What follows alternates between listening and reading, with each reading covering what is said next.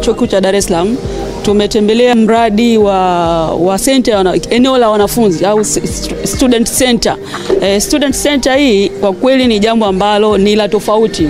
Inawezekana Chuo Kikuu cha Dar es Salaam kwa ukongwe wake unajaribu kujiweka kwenye nafasi ya kuongoza vyuo vingine kwa kuwa na vitu vya tofauti na vitu vizuri. Tunawapongeza sana waliokuja na wazo hili, lakini tunampongeza sana Dr. Samia Suluhu Hassan, Rais wa Jamhuri ya Muungano wa Tanzania, kwa kuridhia na kuongeza fedha. Hili tumeelezwa kwamba walianza kuchangia alumnus wale waliohitimu Chuo Kikuu cha Dar es Salaam.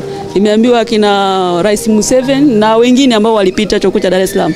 Na mimi pia nimepita hapa. Kwa hiyo sisi wote tumechangia zaidi ya bilioni 4.4 ambayo imeweza kuanza ujenzi wa jengo hili. Jengo ambalo kwa kweli litakuja kuwa kivutio kwa wanafunzi wa Chuo Kikuu cha Dar es Salaam na nje ya Chuo Kikuu cha Dar es Salaam.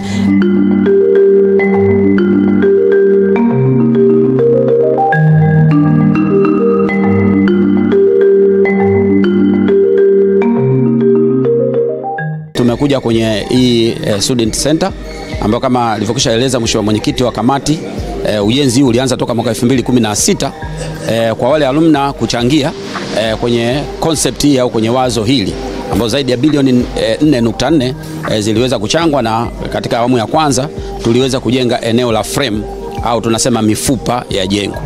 Katika vyuo vyetu vyote hapa Tanzania zaidi ya vyuo 50 hatuna jengo la mfano kama huu.